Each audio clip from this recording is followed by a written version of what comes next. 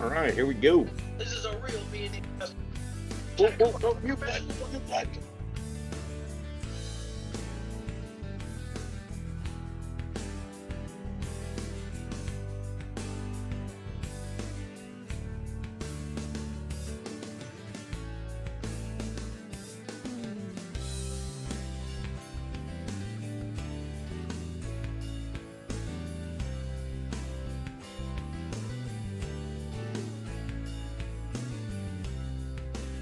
All right, did I get it? Is it working now? There you go. Welcome to the party, pal. Hey, thanks, man. I appreciate it. Where's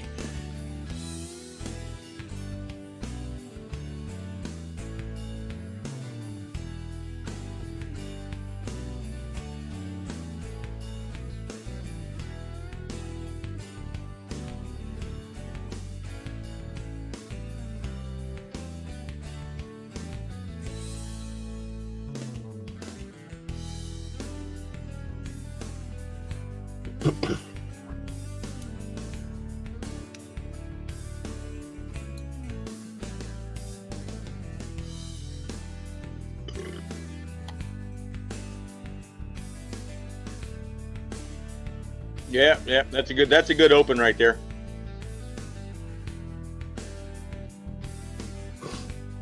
Get it out of the way before Bloob shows up. Yeah, good morning, everybody. Hey, Roy. Here before the I got my windows open. Stream, we are live. Jumping right into it. And give a quick hello to Trail Dust. How you doing? In first, but he doesn't want to be. Shane Lalone. Sulbert at Shamrock Forge. Robert Lonis. How's it going, man? NVS Forge. Envy. Yeah, I was wiped out last night, man. Jeff Woodring, good morning. Granddad's Forge, he's running behind and multitasking. Bryson Alden, old school, Dog Bones, how you doing, man? Roy at Ironworks is in here. Bortagov, what up, brother? Insanity is here. Shane Lalonde, super excited, moved yesterday into a house with a large garage. A garage and a 12 by 24 shed. And yep, right on. Get that forge built. Hey, Cheryl. That's awesome, Shane. Opening business, I'd like to make a correction from last week. Last week we were discussing a situation with Metal Blueberry and his daughter's mom. I'm not sure of the relationship, but that's how he put it. His daughter's mother. The gravestone situation, and I misunderstood with everything going on in the chat and Discord and running the stream. I misunderstood the situation, and I'd like to do a little bit of a clarification. As I understood it last week, the groundskeepers had wrecked the tombstone and all of that. That is not what happened. There is a temporary marker there, a metal marker that they had removed to cut the grass, and coincidentally had gone in, him and his daughter had gone in to pay respects and could not find the gravesite because of that. And the situation is, I believe, they can't afford a proper grave marker. So that is, and so we were talking about doing a fundraiser to do something about that for us. And that hasn't changed, but for full transparency, it's not the horrifying tragedy of there was one, it's now destroyed, oh my gosh, what are we going to do? It is, hey, help a brother out, let's see if we can get him something more permanent than a metal stake in the ground. And Mr. Granddad's Forge, Mr. Rob over at Granddad's Forge is spearheading that, and he will be, I believe he said he's working on a video to bring everybody up to speed of what's going on. He's been talking with Bloobs about it, and we'll get that all sorted out and figured. And I think he's going to release a video later today, so if you find Granddad's Forge and follow him for a sec to see what's going on, and we can move forward with it. I actually have something for it I will be showing throughout the show. Let me actually back up a bit and get this on camera. Bit dark here. Let me adjust this. It is a plushie anvil. Officially a plushie anvil. Let me lighten this up here.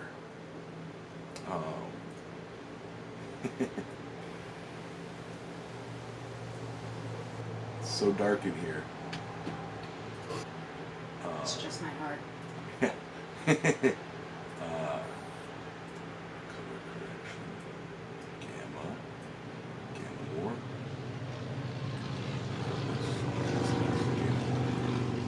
Yeah. Okay. Now you should be able to see the anvil a bit. But yeah, we have a. Let me move this out the way momentarily. All right. Plushie anvil. It's a squishy, full-size copy of Carrie Fisher, my 170-pound Fisher anvil, made by Elaine, and it's squishy and awesome. And this will be auctioned off.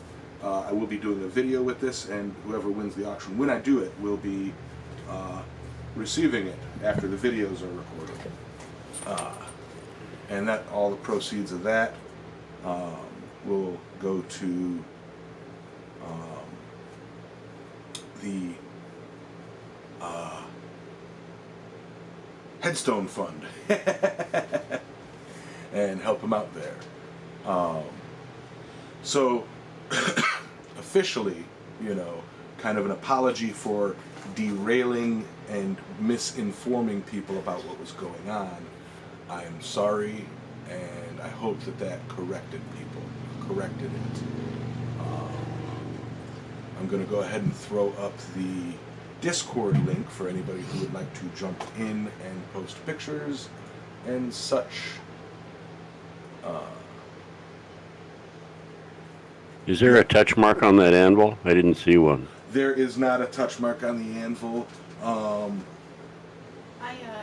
initialed it on the bottom. Oh, Very small stitching. One of the corners. oh, she did. Well, that'll work. She stitched her initials in the bottom. You can't. That's a touch mark. Yeah. See it. Very subtle. Right there. Yeah. Good job. So, kick the camera. All right. So in the chat again, back to it. Hey Noah. Hey Thomas. Robert Whitney. Hello. Mike, how's it going? Robert Whitney. Sorry I wasn't able to make the live yesterday, but looks like you did a great job. Yeah, those bowls were awesome, Roy. Thank you so much for those. Love you, man. Feel free to jump in the chat if you'd like, on the hot mics if you like. I'll get to that in a quick sec. Hey Wayne, Dana, Eric, James, Jones, how you doing? Insanity. Joe, good morning. Trying to keep up. Henry St. Street Forge, what's up? So, currently in the earpiece and on the in the voice chat for the Discord server, we have Big Dog Forge. Tim, say hello. Howdy. Howdy. We've got Black Collar in the Army. Morning, all. We've got Chris Schaefer. He's muted. He muted himself. Yeah, I'm here. Howdy. Thanks, everybody. We've got J-Dubs, but I think he likes to just be in and listen. He doesn't say much in the chat himself. And we've got Solbert over at Shamrock Forge. Woo, hey y'all. Hey y'all, and some guy named Yamez.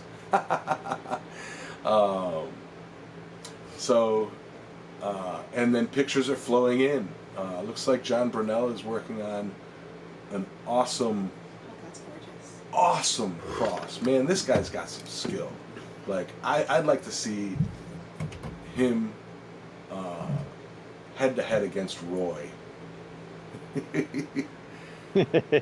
All right, Tim will be right back. He's got to go feed the big dog. Right on. Yeah, that is great work. John. That is truly great work. Yeah, so we were kind of Roy, he would win. He might. You ain't all that and a bag of chips. So, brief topic on the whole thing, just shotgunning some ideas, or maybe I'll wait till Roy gets in and Bloobs gets in, but we'll talk some ideas for possible gravestones. I don't know what's allowed, if his cemetery allows, like what John shared, like a metal attachment to a headstone or something, if we can maybe contribute something impermanence, that'd be really cool.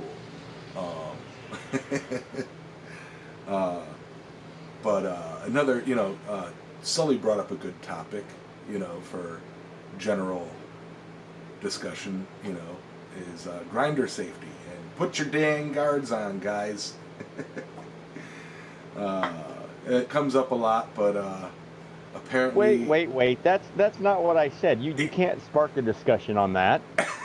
I was going to say, apparently you were telling me that you took off your hand with a 7-inch angle grinder last week? Yeah, no, not exactly, but No, okay. But yeah, no, just messing with Sully.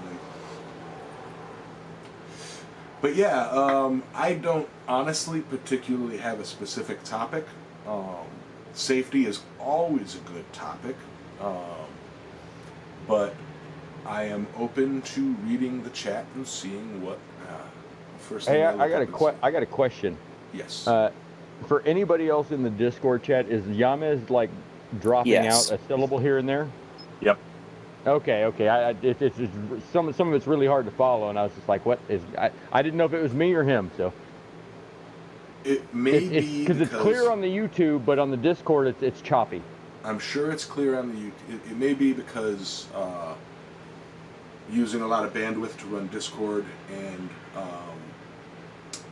the stream, which I will be looking into a new Ethernet card or a Wi-Fi, a new network card that has both Wi-Fi and Ethernet, and then I can plug in hardwire and increase, like I think I'm at like 10 megabytes per second upload. I think it'll increase that to 100 and allow me just tons of bandwidth. James Jones, good day, with a $10 super chat. How you doing, brother? Thank you very much.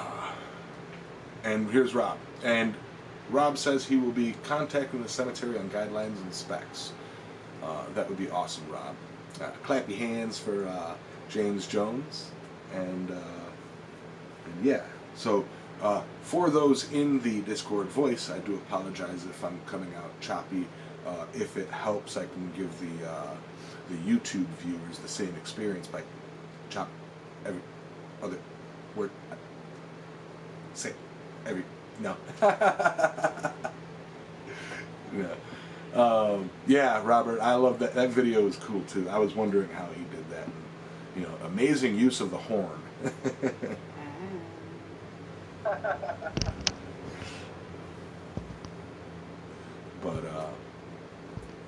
But yeah, so yeah, Robert, I love the video. Sober, you're really quiet, brother. Shit. Hot mic. Dang it. Hot mic sober. Yeah. You got me again. Oh, these streams. Oh, Sunday mornings are such a blast. Is it Henry St. Street Forge? Now, Chris, he has yet to tell us whether it is Saint or Street. So, I told him, leave it a mystery, and I will just continue to call him St. Street Forge. But it is up to him if he should like to correct anybody. Because I'm evil. I was just wondering, because you keep saying St. Street. Yeah, And there's because we only don't know. one ST, so it's one or the other, right? It's exactly. It's one or the other, so I'm covering all bases. Howdy, Wiley. I think he would just blow all of our minds out of the water if he were to put, change his name to Henry ST Squared Forge, or Morning, Bloobs. None. We weren't talking about you at all. Bloobs, I got the anvil plushie ready.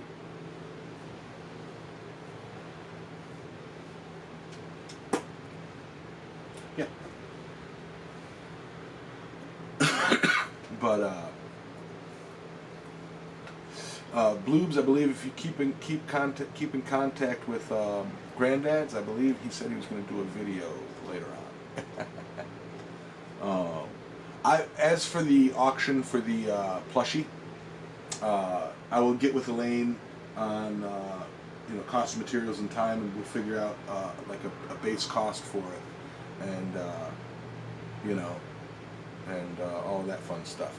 And I believe, and she can correct me if I'm wrong, after I do the video on it, I will be putting her contact info or email or something, Yes. so that she can take orders to make and sell these, like, officially. And if that goes over well, we'll probably get with her and some other, and get in contact with some other blacksmiths with other, this is patterned off of Carrie. Actually, it's patterned off of the small bronze one. Oh, it's patterned, which is, I think, basically Carrie. Yeah. And I will get with her and some other blacksmiths in getting some templates made up for things like maybe Olga, and do big ones and do little ones and all sorts of stuff, and see what we can come up with, and get some anvil plushies in the community.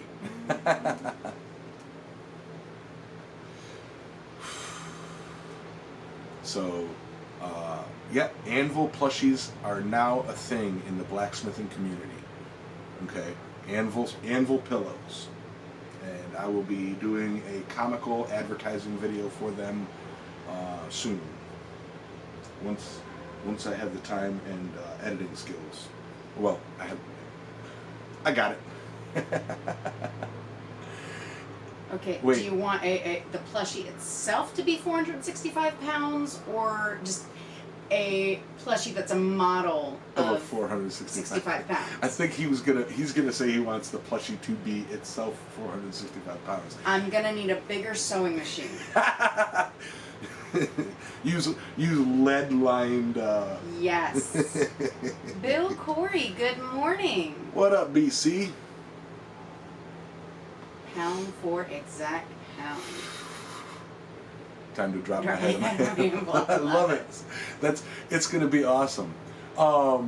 So also, if you are interested in getting in on any pre-orders, on any lists, email me, and until we have it set up, email me with the interest and any information, blah blah blah blah blah, and I can forward it to Elaine, so she kind of knows how to gauge how many to make, what material to buy, blah blah blah. So that's coming up, and this anvil right here, this plushie anvil, is going to go to a great community cause, or a great cause for somebody who has been in the community. And yeah. What up, Josh? Chris, how's it going? But yeah. This is Anvil Mach 2, by the way. This is her second attempt, and I think she nailed it. And I think in making this one, she really learned a lot. And Yes, I did. And I think making more, she'll learn even more, and I think that it will be awesome. That is Yes. just too cool. I'm so psyched about it. Chris, heck yeah, at 465 pounds, it would be super plush. It'd be like jumping into a giant anvil-shaped bed. A 495-pound stuffed animal, or stuffed anvil. One might even consider He's it gonna need a bouncy bigger house size. barbecue. But it would be bouncy house sized. Yes! She would need ladders and gigantic sewing machines. Yeah, so anybody interested, express interest through emails. And keep in mind when I do the video on it, express interest in comments. I can't say that these are going to be mass produced and like you order one and get it in a day kind of thing.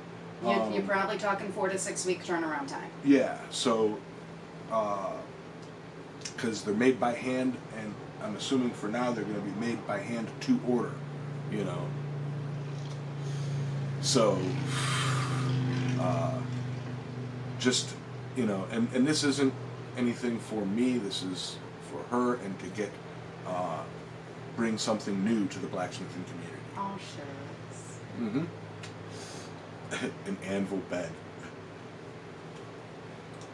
Oh god, you got to partner with Mattress Firm to make anvil-shaped mattresses. Ultra firm mattress. Yeah. At Mattress Firm. Team up with Tempur-Pedic.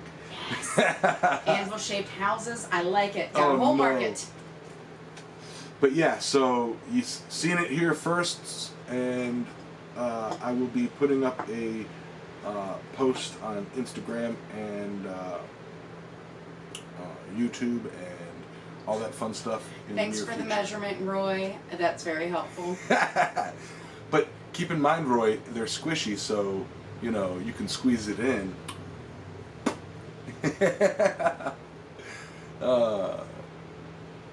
Tempur-Pedic.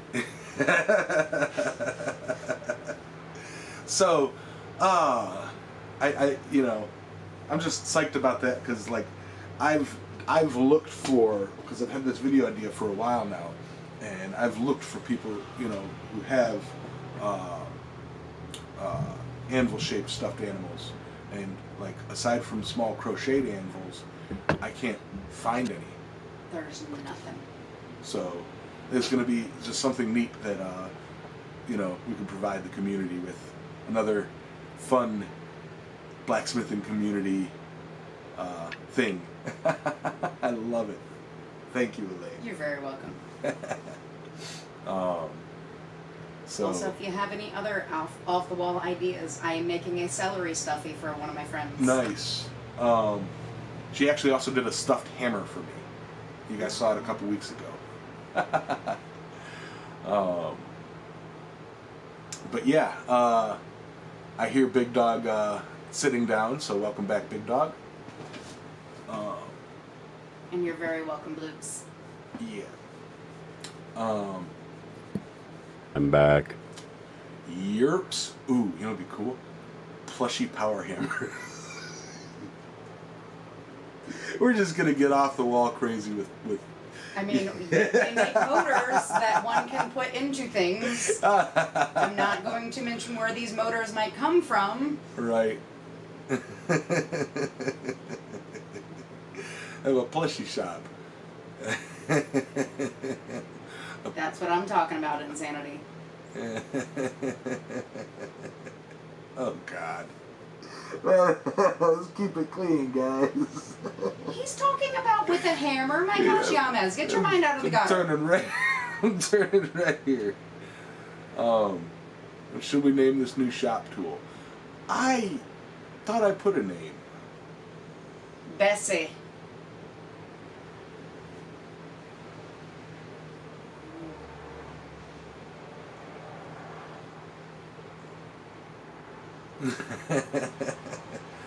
Using different fabrics, like she used tell me a little bit about this. I know you used a felt. So I used a basic felt that I got at Walmart. No, lay down, relax. Not Yamas, the dog.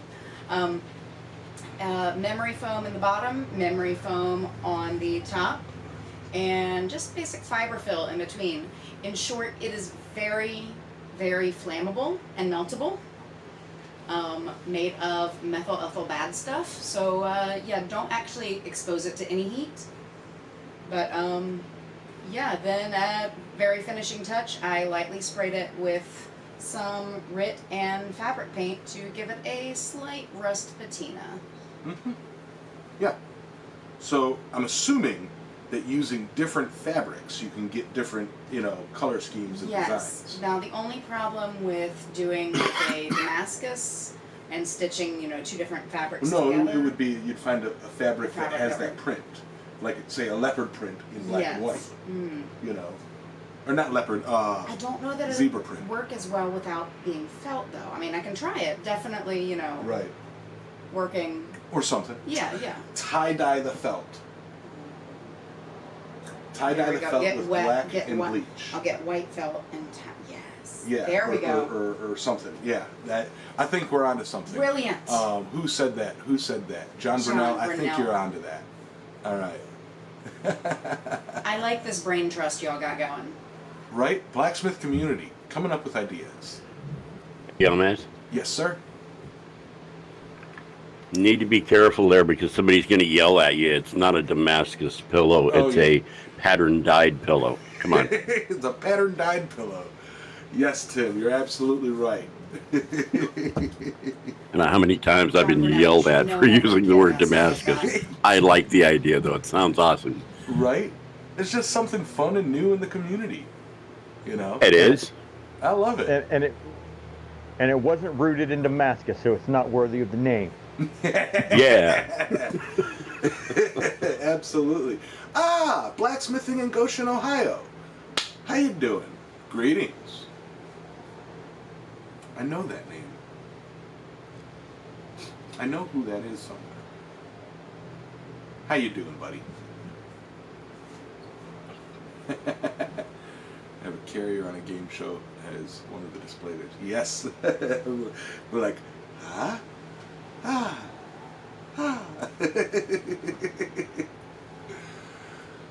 Yeah, anvils are a hot topic. Always a hot topic.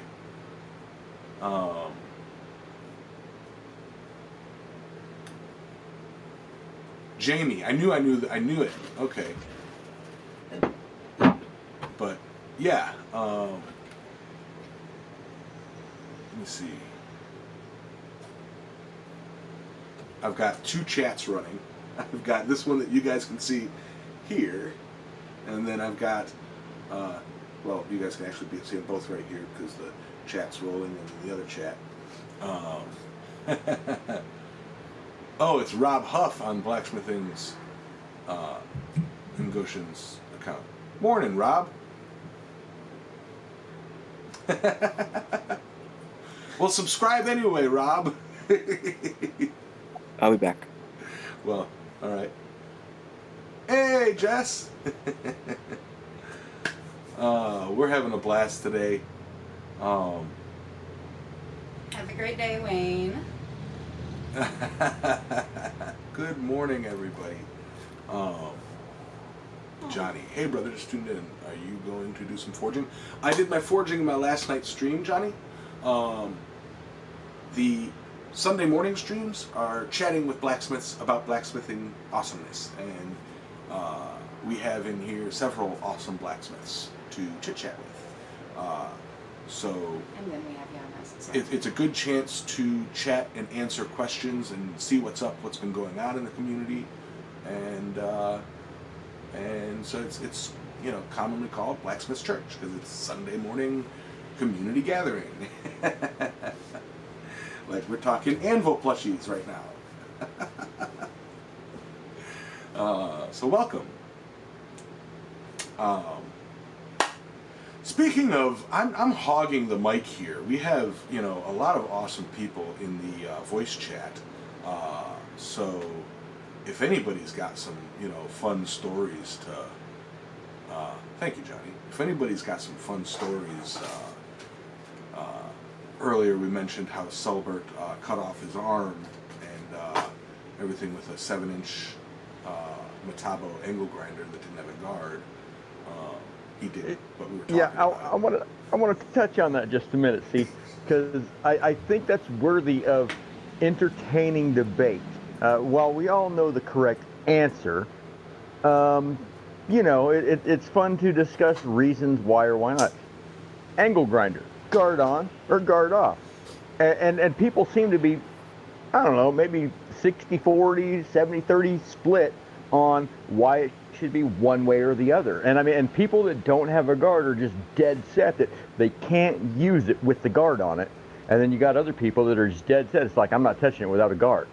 And I don't know. I mean, it's just weird. I mean, like, I own one grinder that doesn't have a guard on it, and 6 that do, because the one that doesn't have a guard on it, the disc doesn't fit with the guard on it, and that's the only reason it's not there. But that's just my preference. You know, so like in the text chat, does anybody have a decent opinion one way or the other of why they do it one way or the other? Right. That's awesome. That's a great topic. Say hello to Curtis and hi, Curtis. And I don't mean it like why you think everybody should do it their way. I'm talking about why you do it your way. That's a very good distinction, Sully. You know, you don't want to preach your thing. Say why you do it, not why other people should do it. You know, me personally, I've got one angle grinder. I only take the guard off if I'm using a flap disc in a certain situation. You know, but 90% of the time my guard stays on. I have 4 or 5. I do not have a guard on any one of them. Reason that I do not is because the first metal shop I worked in as a young lad had no guards on any of them. The guy running the shop said that if you can see what's going on, you'll be much safer than if you're just going into the dark and not being able to see what that disc is doing. I got used to that, and now putting a guard on, for me, is more dangerous because I simply can't see what the disc is doing. I'm leaving it up that guard to protect me, and that's just the way I grew up. So that's my reason for it. Someone else may have a completely different thought. But Right. if I can't see that disc and what it's doing and where it's at, I'm not comfortable with it. Right. I see that point. In the chat, Bloobs says, personally, I've used mine with and without. I've also cut myself a few times with them. I haven't cut myself with it yet, thankfully, knock on wood. Curtis, I don't trust myself without a guard, and that's a valid point. If you're uncomfortable with a tool, use it as safely as you can. You know, Bryson, my angle grinder has tried to maim me more times than I can count guard on. I showed pictures, Robert Lonis, I showed pictures, but it's way too early. Fair point. Insanity. The general consensus right now is that, you know, for safety, keeping it on. That color, that's a split bone. I do my blues, I do mine without the guards because I can see where I'm cutting better, just like what Tim just said. Absolutely. Prefer guard on, controls where the sparks go better. That's one of the reasons why I use mine with the guard is I can aim the sparks. I do run my guard a little loose so that I can adjust it on the fly. Hey Ben, how you doing? Use grinders with and without. Only been hurt with ones with a guard. Don't know why. False sense of security, maybe? Okay, I'm back.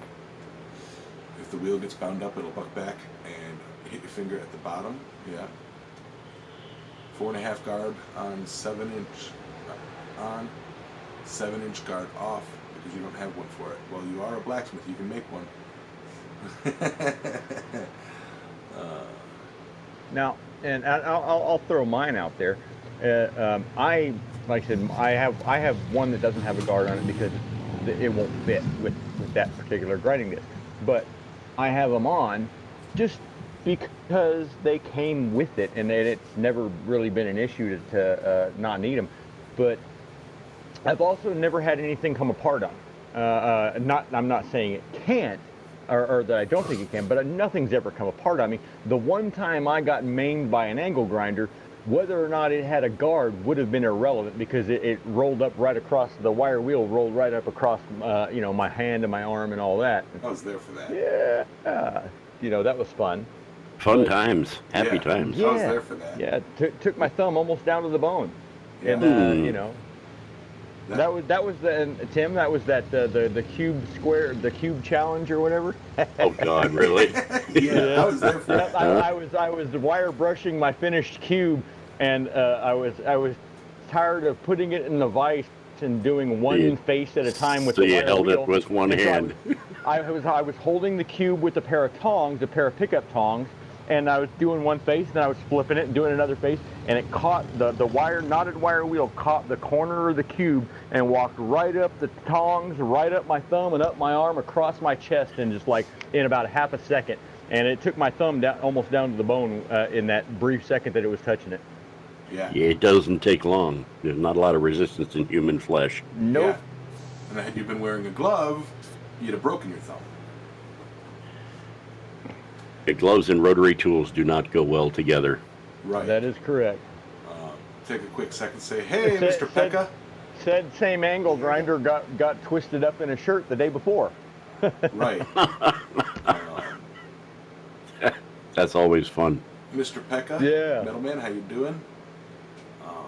Michael Robertson, how you doing? Yeah, exactly. Machines have no feelings. You know, if you're not careful, they can maim you. But if you're careful, they can be awesome. What I do actually, because I am terrified of a knotted, of a wire wheel on an angle grinder. That horrifies me. Yeah. Okay. I mean, some of you may remember Fuss with a knotted wire wheel all up in his beard. That's you why know, he doesn't with know one of them yeah. clip-on angle grinders that doesn't shut off when your hand is removed. You know. Yeah. Burned up the angle grinder in his beard. Yeah. Oh, God. Yeah. I remember seeing him the day after when he shaved after that happened. Yeah. That was horrible. I will say, using a cupping wire wheel, I put that in my drill press. Okay? Like for when I'm cleaning out bowls, I put it in the drill press, and I carefully move the bowl around it on the inside so that the wire wheel can't jump off to the side. You know? So, if that's... And I'm assuming you're not wearing gloves while you're doing that. I'll not say. No, I'm not wearing gloves. I don't wear gloves when I'm using... I had an experience with a young lady that worked in a lumber yard. We used to make bird blocks for buildings. You know, those little blocks between the eaves with the little round holes and the screen to keep the birds out? We produced those, and they were all done on drill presses back in the 70s. This young lady was wearing a pair of gloves, drilling out these blocks, and a glove got a hold of the tip of her middle finger glove and wrapped her entire arm around that spindle before it stopped. Yeah. Like, It's just not safe. yeah. Machines don't have feelings. They can't go, oops, sorry. You know. But yeah, no, I don't wear gloves with it. And, you know, here's one thing, though. Using a wire wheel on that I noticed, and it luckily hasn't happened to where it has become a wow, that's a lifesaver, but it's just something that I noticed should the situation happen. Using a wire wheel or a cupping wheel on the angle or on the drill press, as opposed to, say, you know, angle grinder or bench grinder wire wheel. My drill press is belt driven, and belt driven is a lot more forgiving should something happen. Should it get snagged severely, the belt will slip. You know, as opposed to a gear saying, nope, I'm going with or without you. You know. So, unless your belts are crazy tight. You know. Because, yeah. Let's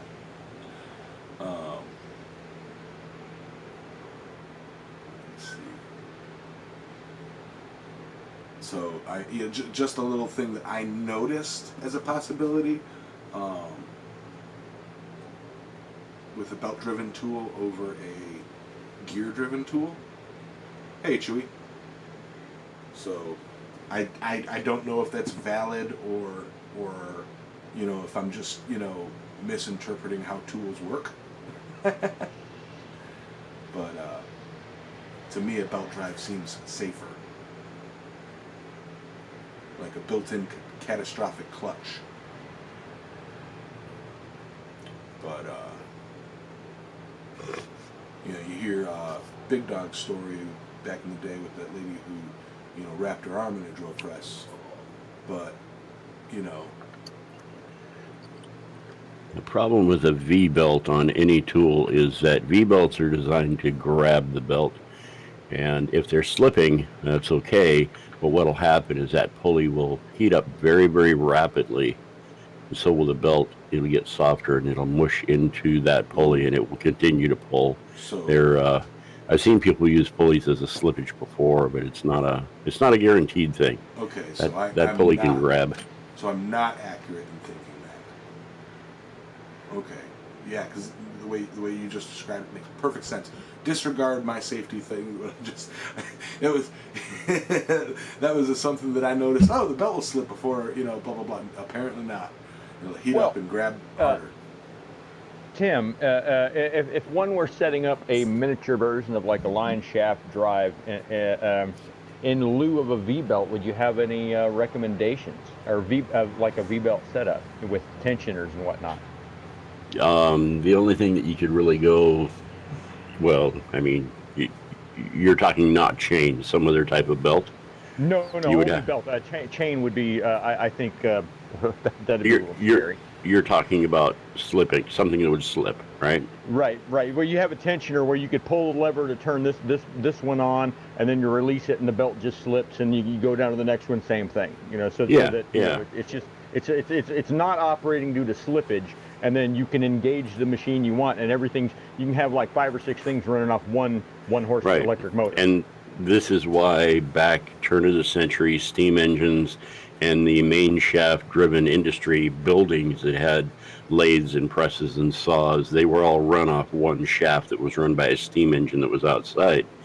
And those were flat leather belts, and the wheels that they were on were crowned. They had a crown to keep them tracking in the center and an adjuster.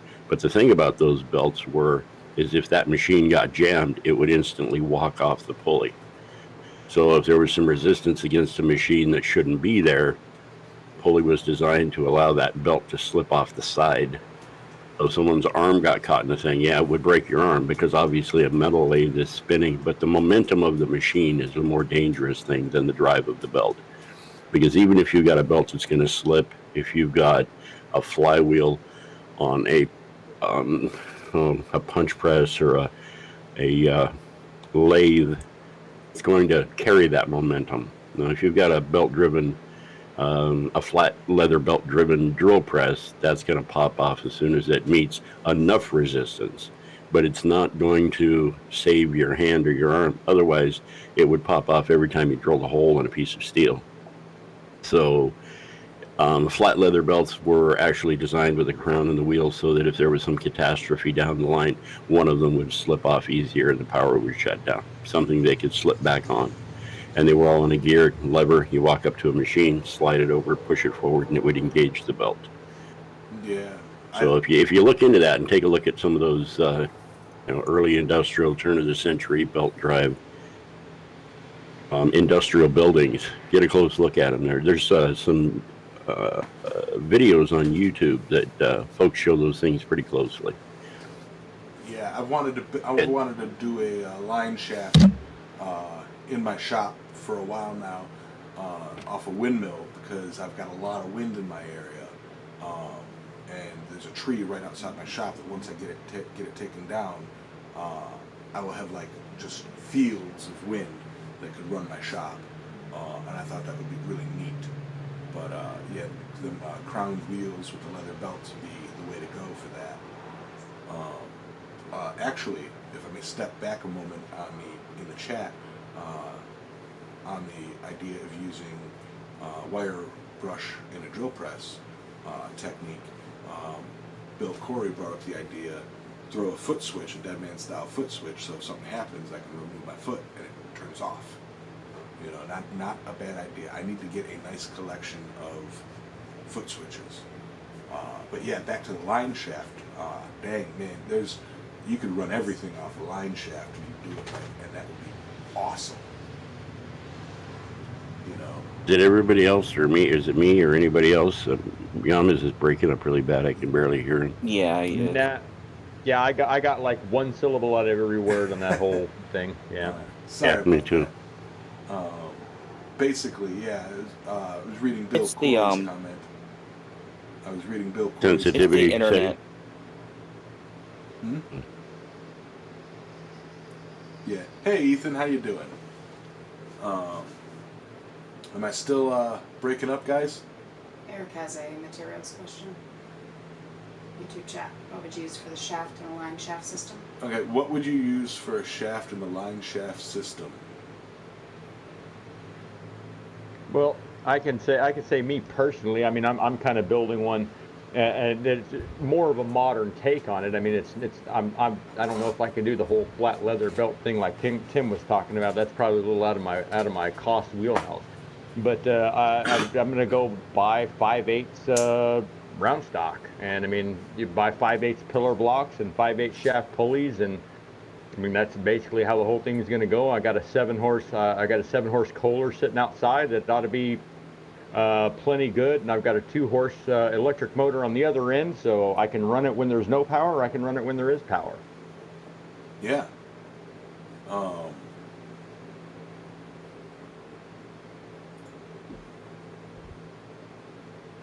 A word of advice, Sully, after building bunches of machines and doing Yep. it all different kinds of ways. When you buy your steel, if it's available to you, and if it'll be a few pennies more a pound, not much, but buy yourself cold rolled instead of hot rolled around. Okay, So it's more accurate. what is the difference between hot roll and cold roll? They ask me that when I go to the steel store. I'm like, I don't really care. I'm going to get it hot anyway. So hot rolled steel is actually formed as the bar is hot, just like you forge it. They forge it between rollers while it's hot. Cold rolled steel is actually formed hot its very last 2 stages. So they heat it up, they run it through rollers, they run it through shapers, everything they're doing, and then in their last 2 pass-throughs, the temperature is way down in the 500-degree range. So you get no scale, you get accurate dimensions, and it's a little more. It's not compressed because you actually can't compress steel, but because of the way they do it, it's a little harder, actually. It's sort of Work quenched, you might hardened? say. Work hardened, maybe, but steel doesn't really work hardened like copper or a non-ferrous. But it's more of a sort of a tempering or a quenching is what happens, and you can get a little more hardness out of mild steel than just regular scaled up hot rolled. So the cold rolled is actually dimensional. If you go buy a piece of 4 inch wide by quarter-inch thick, it's actually 4 inches wide, quarter-inch thick with square, sharp corners.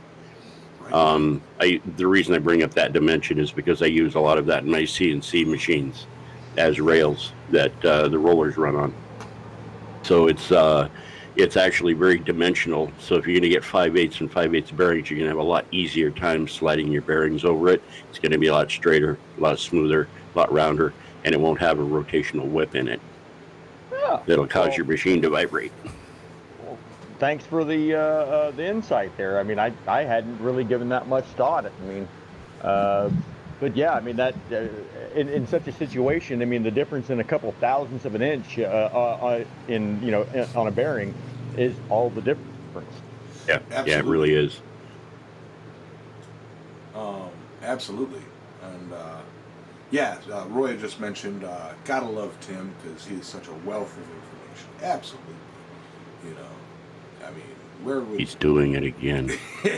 where would we be without, like Tim? You've been around the fabrication trade, the blacksmithing trade for a while. And you're a dang smart cookie. You know, like I don't know about that. I just don't- run into a lot of problems. I don't know. I've seen, but you've got solutions. I've seen you do everything from taking an old sewing machine the old sewing machine you turned into a leather sewing machine, all the way up to an artificial intelligence robotic shop assistant. Yeah, Fred. He says hi to everybody, by the way. You He's sitting know. right over there. So, yeah, you know, anybody Well, watching thanks, now young man. that doesn't already know Tim, you know, number one, what are you doing? Because this whole thing, this whole Blacksmiths church started because of Tim. And number two, man, dude's a smart cookie. Watch his videos. You know, watch his videos. Lost Yamas. Sorry, I'm basically saying I'm pumping you up. I'm telling you, if people are not, You don't have to do that, man. You're embarrassing me. oh, I can hear you blushing. I am. I'm like a schoolgirl here. Come on. So, thank you, Yamas. Thanks for the kind words. But I'm just another guy. But you're a smart guy, a guy that people, hey, Michael Hayes, a smart guy that, you know, if you're having a problem with a project, you know, between yours and Roy's and John Switzer's videos, there's a solution. You know, three of the most helpful people on YouTube that I know is, you know, Tim, Roy, and John. You know, that is the list that I would put it. You know,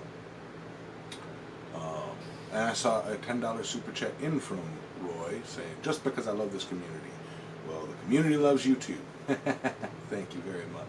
I'm gonna have to jump over to the YouTube video to hear Yamas. He's blinking out. I can't hear him. I'm sorry. And speaking of YouTube and stuff like that, I am still trying to contact some people for you for the next person to receive, next YouTuber to receive the book. If you have any ideas, or I can give you some name ideas, maybe your status would be a bit Yeah, more. the book here, it's something that I am in the middle of working on, Right. and I hope everybody likes what I'm doing, but, you know, Awesome. we And will see. No rushes. This isn't a hey, where's the thing? You know, but the couple of people that I've reached out to, and I'll give you their names. Maybe your name contacting them will hold a little bit more weight than my name contacting them. You know, because me contacting some of these people, it's like, you know, well, who the heck are you? Be safe, Ben. Huh? Yeah. But hey, Daniel. Ethan Phillips, because Roy started it. Another $10 super chat. Thanks, man.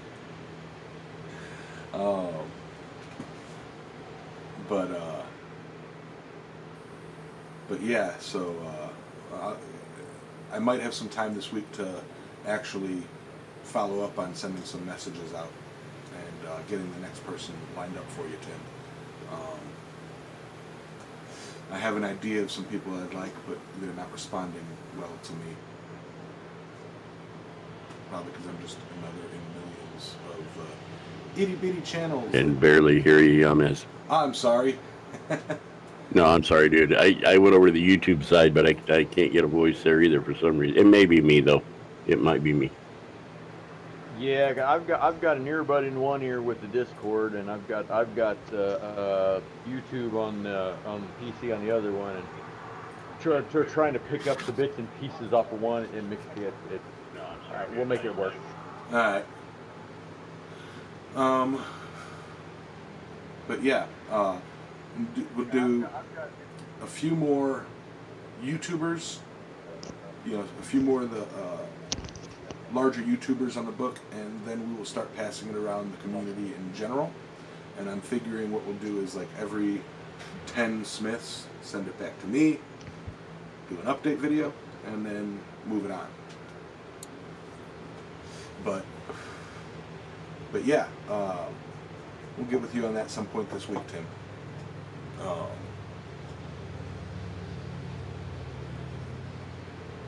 Oh yeah, Rob. I've asked a couple of them, and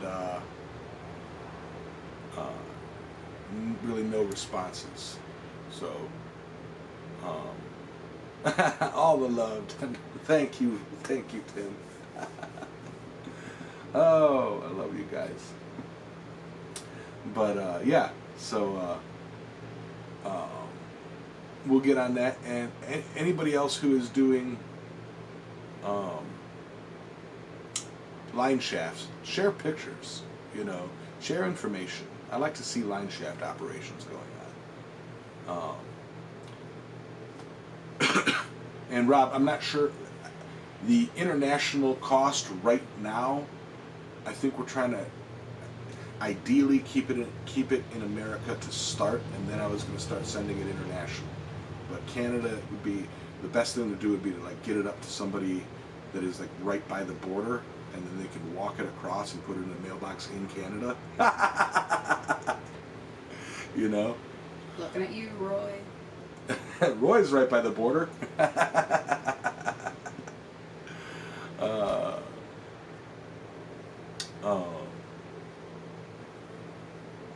Yeah. If all else fails, Tim, when you're done with it, if you send it back to me, I can get it. If it's before the May event over at Hans's, I can do a video of the Quad Squad all punching their touch marks on it too. So if we can't find somebody to line up, I can get a real cool video going for it as well. If all else fails.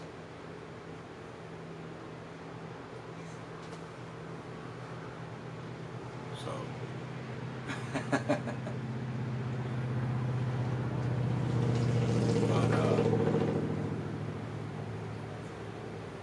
Send it to Steve. He's north of the wall. He absolutely is.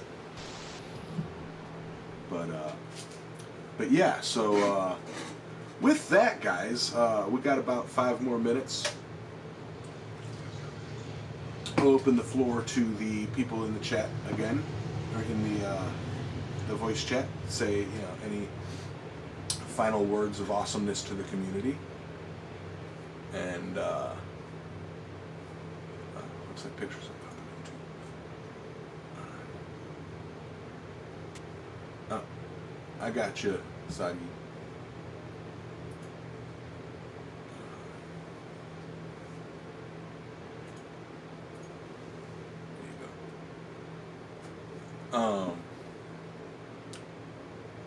Awesomeness. But right, so That is really cool. yeah, dang cool. I want to do a fireplace kit one of these days. Final words of awesomeness, and Sully just says awesomeness. So I'd like to take the last couple minutes and thank everybody in the chat, everybody in the community who's been joining us and clicking that like button and sending super chats and sending love and helping everybody out and chit-chatting, and hopefully somebody here learned something. I know I did. And I'd like to thank everybody in the voice chat for participating and hanging out and being awesome. Again, guys, thanks for letting me in the door. Always. Thanks for being there. You're always welcome. And being such an inspiration. Each and every one of you guys is so inspirational to me, Ben. I really, really appreciate you guys. It's you don't understand how much so. Anyway, I'm going to cut out, guys. Have a great week, and I'll see you here next weekend. All right, catch you next Tim. week, Tim. Take care, Tim. Take care. And a big thank you guys. to Elaine for bringing Anvil plushies to the blacksmithing community. Yeah, see, and I totally learned, well, I'm still learning, but I've almost got it down to how to understand Yamez one syllable at a time. So hopefully we won't have to practice again next week. Yeah, I am going to attempt to see all the network cards are Wi-Fi only or Ethernet only, and I think what I might have to do is buy a Ethernet card, specifically, and just have 2 network cards. So I'm also going to be looking into a laptop, so I don't have to haul my entire full PC rig outside for my shows, and it should be easier setup for me. I get that technological lock where I don't know what to buy which, you know, I've got like 10 laptops that I'm looking at, and I'm basing price on workability and, you know, what I need, and it's just, it gives me a headache. I'll be looking at the technology and be like, all right, I'll worry about it later. And then months go by. Yeah, trying to do some improvements here to remedy some of these issues at Selbert. Everybody, you guys are awesome. Thank you all for being you, and I will talk to you guys all later. So, as Selbert, as Aimless Adventures, who is not here, would say, love, peace, and chicken grease. Hearts and health, everybody. You guys are all fantastic as usual. Get out to the shop and make something awesome. Yep, if I ain't working, see you next week. Yep. Later, all. Later, later. Stay safe, all.